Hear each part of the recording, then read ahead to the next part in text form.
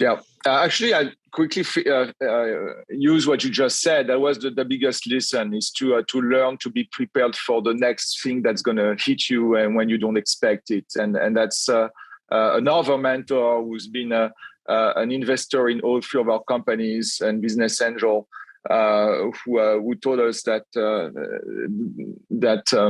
lesson that in business, especially when you're a startup, even if you do the best job and you do everything right, which almost never happens, something is going to hit you 6 months down the road.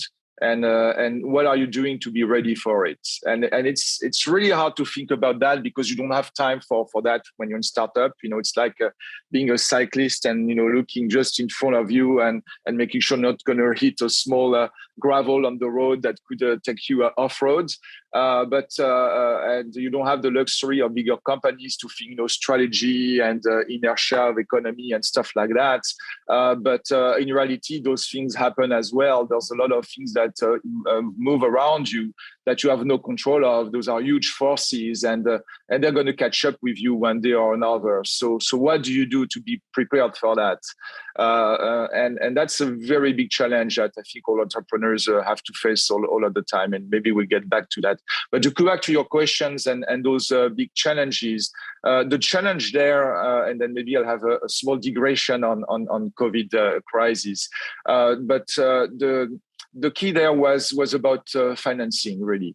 Obviously, as a company doing big projects, we were burning cash every month. So we were dependent on venture capital to continue developing the company. We wanted to grow fast. We were pushed by our investors to grow fast. It's all about capturing the market as quickly as possible. So you're not, taking money from venture capital to let it sit in the bank. You're spending it, and you're spending as quickly as possible to go as fast as possible. And the problem is that when a crisis hit like this, all of a sudden you don't have the financial resources to maybe survive that crisis. So what happens there, the double edge or the double problems we face is that one, you're running out of capital, but two, your investors are also running out of capital. The venture capitalists you would go normally to when you need capital are no longer picking the phone. They no longer have any cash. In fact, they're in crisis mode. They're closing down their portfolio companies.